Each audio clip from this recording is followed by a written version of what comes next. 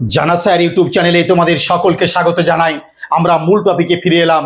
পড়াশোনা, পড়াশোনার পড়াশোনা, ক্লাস আর পড়াশোনা ছাড়া জানা স্যার ইউটিউব চ্যানেল কখনো সরবে না। তো প্রত্যেক কাছে আবেদন যে রায় এসেছে নতুন, কিন্তু পরীক্ষা সকলকে দিতে হবে। আর সেই পরীক্ষার্থীদের জন্য জানা স্যার সরাসরি ইউটিউব ভিডিও চলে এসেছে এবং একাধিকবার আপনি কুল সার্ভিসে বিভিন্ন পরীক্ষার প্রিভিয়াস এর কোশ্চেন ঘাটলে এই দ্বিতীয় বাহাদুর শাহ জাফর ছাড়া প্রশ্ন হতে পারে না। প্রত্যেক পরীক্ষায় প্রায় প্রশ্ন পেয়েছি, অসংখ্যবার কোশ্চেন দিয়েছি যে কোন বড়লাটের আমলে দ্বিতীয় ভাইসরয়ের কবরস্থান আবিষ্কৃত হয়েছিল। দুঃখ লাগে জানেন, এই মানুষটা যিনি 87 বছর বয়সে মারা গিয়েছিল, দিল্লির মুঘল সম্রাটকে শাহেনশাহ হিন্দুস্তানের প্রতীক বলে সম্বোধন করা হয়েছিল। আজমগড় ঘোষণাপত্র বলে সিপাহী বিদ্রোহের সময় সিপাহীদের উজ্জীবিত করেছিল। তাকে রেঙ্গনের বুকে একটা গোপনে তাকে মানে কবর দিয়ে রেখে দেওয়া হয় যাতে ঘাসপালা গজিয়ে যায়, কেউ চিনতে না পারে। 1903 সালে তার সমাধিসৌধ আবিষ্কার হচ্ছে লর্ড কার্জনের আমলে। প্রধানমন্ত্রী রাজীব গান্ধীর মতো মানুষ, শ্রদ্ধেয় মানুষ গিয়ে কি লিখেছিল আজকে দেখানোর চেষ্টা করব। তার স্ত্রী জিনাত মহল তার মৃত্যুর পরে বহু বছর বেঁচেছিল, তার মৃত্যু ওখানেই রয়েছে। কিন্তু তাই শুধু শাহজাহান আমরা জানি, মমতাজ জানি, পাশাপাশি সমাধিসৌধ। জাহাঙ্গীরের সঙ্গে নূরজাহানকে পড়ে কিন্তু মনে রাখবে এই দ্বিতীয় বাহাদুর শাহ জাফরের সঙ্গে জিনাত মহলের সমাধি রয়েছে রেঙ্গুনে। তার ইতিহাস দেখাবো এবং নানান যে ঘটনাগুলো ঘটেছিল, তার পুরো বংশ পরিচয়টা, কিভাবে তার প্রতি অত্যাচার করা হয়েছিল। দিল্লির বুকে লালকেল্লার সামনে তিনি জীবনে দুঃখ বিষাদের সুরে গানগুলো গাইছেন। তিনি গজল গানে দক্ষ ছিলেন, কবিতাগুলো লিখেছিলেন। তিনি বলছেন জীবনে 4টে দিনে 2 দিন কাটাতে পারলাম, আর 2 দিন কিভাবে কাটাবো। তার দুঃখ বিষাদের সেই কবিতাগুলো আজকে তুলে ধরার চেষ্টা করব। শুধু 2টো শর্ট প্রশ্ন, 4টে এমসিকিউ নয়। জানা স্যার ইউটিউব চ্যানেল, জানা স্যারের পড়ানো এবং ক্লাস নোটস হবে ভারতবর্ষের সেরা সেরা ইতিহাস বিষয়ে যারা যোগ্য প্রতিষ্ঠান বা স্যার করছেন, যারা শ্রেষ্ঠত্ব নোট করছেন, অনলাইনার এমসিকিউ নয়, তারাই একটাই ঠিকানা জানা স্যার। আর শুরু করছে সেই দ্বিতীয় বাহাদুর শাহ জাফর। পড়াশোনায় মন দেন, নিজের যোগ্যতা বলে নিজেই সবকিছু করে নিন এবং বলুন আই ক্যান ডু, আমি পারি। সে শুরু করছে 19তম মুঘল সম্রাট দ্বিতীয় বাহাদুর শাহ জাফরের আজকে পুরো জীবনটা পড়িয়ে দেবো এবং কি কি প্রশ্ন এখানে এসেছে আসতে পারে সমস্ত নমুনা দিয়ে যাব। প্রথমেই হেডিংয়ে একটি প্রশ্ন আসতে পারে যে সিপাহী বিদ্রোহের সময় দিল্লির মুঘল সম্রাট কে ছিল? দ্বিতীয় বাহাদুর শাহ জাফরটা অবশ্যই উল্লেখ করবে দ্বিতীয় বাহাদুর শাহ জাফর। তিনি কততম মুঘল সম্রাট ছিলেন? 19তম মুঘল সম্রাট ছিলেন। সেই দ্বিতীয় বাহাদুর শাহ জাফরের আসল নাম কি? আবু জাফর সিরাজউদ্দিন মোহাম্মদ বাহাদুর শাহ। 1837 সালে কোন তারিখে তিনি মুঘল সম্রাট হয়েছিলেন? 28 সেপ্টেম্বর তিনি মুঘল সম্রাট হন এবং 1857 14 সেপ্টেম্বর পর্যন্ত যখন সিপাহী বিদ্রোহ একদম পিক আপ পয়েন্ট, তখন তিনি মুঘল সম্রাট ছিলেন। তিনি শেষ এবং 19তম মুঘল সম্রাট। তাই শেষ মুঘল সম্রাটের নাম এবং 19তম মুঘল সম্রাটের নাম আজকে পেয়ে গেলাম। তার জন্ম হয়েছিল দ্বিতীয় বাহাদুর শাহ কবে? 1775 সালে 24 অক্টোবর। তখন বাংলার প্রথম গভর্নর জেনারেল ওয়ারিং হেস্টিংস, তার আমলে জন্ম হচ্ছে 1775 24 অক্টোবর। আবার এই 24 অক্টোবর কিন্তু ইউএনও বা রাষ্ট্রসংঘের ফাউন্ডেশন ডে, এটা মনে রাখবে। তার স্ত্রীরা কারা কারা হলেন একটা ছক করে দিয়েছি, দেখে নিতে পারো, কারণ অনেক পরীক্ষায় কোশ্চেনগুলো দিয়ে দিচ্ছে। জিনাত মহল একমাত্র বিবাহিত স্ত্রী ছিল, বাকি উপপত্নী হিসাবে গ্রহণ হয়। সে মতিবাই হোক, করিমুন্নাসা খানম বা নূরমহল সাহিবা, বারাকুন্নিসা খানুম, রাজুন খাওয়াস, হানুমা বিবি, রহিম বকসবাই বা শরীফুল মহল, সাইদিনী, তাজমহল এবং আক্তার মহল বা আশ্রম মহল, এরা উপপত্নী হিসাবে চিহ্নিত হন। তার স্বীকৃত বিবাহিত স্ত্রী হিসাবে চিহ্নিত হয় জিনাত মহল। এবং রেঙ্গুনেতে এই জিনাত মহলের সমাধিসৌধ রয়েছে একেবারে পাশে দ্বিতীয় বাহাদুর শাহ জাফরের সঙ্গে। তার পুত্রদের 22 জন পুত্র লিস্ট আমরা পেয়েছি তার জীবনী ঘাট থেকে। সেই 22 জন পুত্রের নামগুলো আমি দিয়ে দিয়েছি, আপনারা খুব ভালো করে দেখে নেবে। তবে জিনাত মহলের পুত্রর নামটা একটু মনে রাখবে, জওয়ান বকত, ভালো করে মনে রাখবে। আশরাফ মহলের পুত্র দারা বকত। এই তার স্ত্রীগুলোর নামগুলো কিন্তু একবার আমরা ভালো করে দেখে নিলে খুব সুন্দর হবে।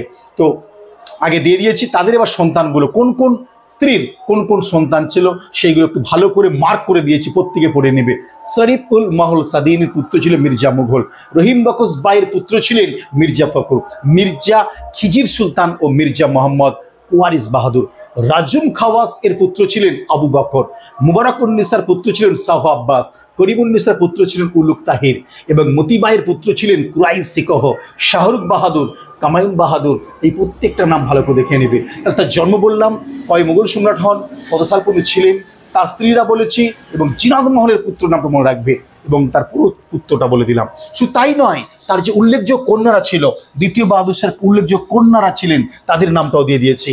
এই রাবিয়া বেগম, বেগম ফতেমা সুলতানা বা কুলসুম জামানি। দেখবে আমি ছোট করে বলে দিই, আমাদের অরুণা গাঙ্গুলি আশুফ আলীকে বিয়ে করার পর তার ইসলাম নামে নাম হয় কুলসুম জামানি, তাই না? এই নামটা কিন্তু বারবার পাবে। দ্বিতীয় বাহাদুর শাহের কন্যা একজন ছিলেন, আর এই নামটা কিন্তু ধারণ করেছিলেন সেই অরুণা গাঙ্গুলি। রৌনক জামানি বেগম, খুরশিদুজ্জামানি বেগম, রহমত সুলতানা বেগম প্রমুখ, এইগুলো তার কন্যা গেল। এবার দ্বিতীয় বাহাদুর শাহের পিতার নামটাও দিয়েছি, যিনি ইস্ট ইন্ডিয়া কোম্পানির আমলে একজন পেনশনভোগী ছিলেন এবং 1 লক্ষ টাকা বার্ষিক পেনশন পেতেন। দ্বিতীয় বাহাদুর শাহের পিতার নাম কি? দ্বিতীয় আকবর শাহ। এবং দ্বিতীয় আকবর শাহ যেমন পেতেন, তার ছেলে দ্বিতীয় বাহাদুর শাহ জাফরও তিনিও বার্ষিক 1 লক্ষ টাকা ইংরেজ ইস্ট ইন্ডিয়া কোম্পানির কাছ থেকে পেনশন পেতেন। আর বাহাদুর শাহ নিজের এবং মুঘল খানদানের ভরণ পোষণের ভাতা বৃদ্ধির চেষ্টা করেছিলেন, কিন্তু ইংরেজরা আর ভাতা বাড়ায়নি, সফল হননি। তিনি বাদশাহ উপাধি ত্যাগ এবং লালকেল্লার বাইরে সাধারণ নাগরিকের মতো জীবনযাপনের শর্তে রাজি হননি যে তাকে বাদশাহ ত্যাগ করতে হবে এবং দিল্লির লালকেল্লার সামনে সাধারণ নাগরিকের মতো জীবন তৈরি করুন। কিন্তু তিনি মানতে পারেননি।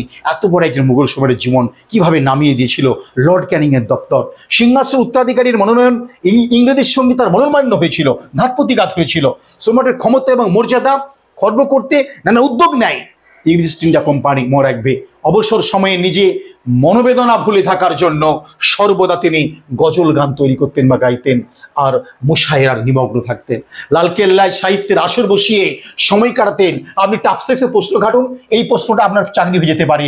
নিচের কোন সম্রাট লালকেল্লায় সাহিত্যের আসর বসিয়ে সময় কাটাতেন? কি চমৎকার একটা প্রশ্ন আসতে পারে দ্বিতীয় বাহাদুর শাহ জাফর থেকে। আর কোনোদিন ভুল করবেন না, বেশিরভাগ সময় গজল গানে লিপ্ত থাকতেন এবং তার দরবারে কে থাকতে জানো?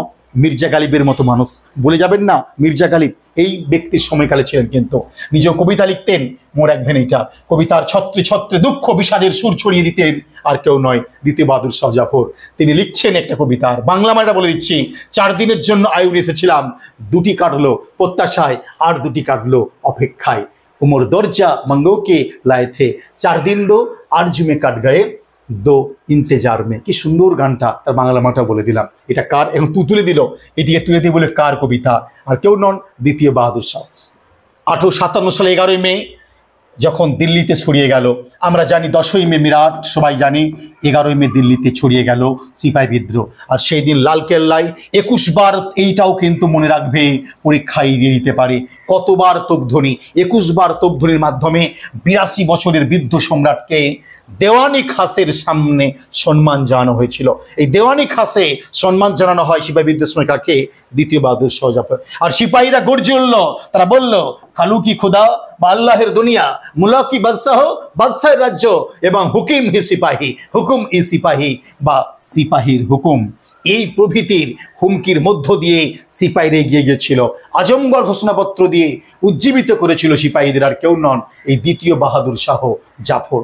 আর কি বলবো, ইংরেজ সৈন্যরা মির্জা মুঘল, মির্জা খিজির সুলতান, মির্জা আবু বকর সহ 29 জন মুঘল শাহজাদা সহ বহু আমির ওমারাহ সেনাপতির সৈন্যকে নৃশংসভাবে হত্যা করেছিল সিপাহী বিদ্রোহের সময়। মনে রাখবে, 29 জন মুঘল শাহজাদাকে হত্যা করেছিল সিপাহীরা।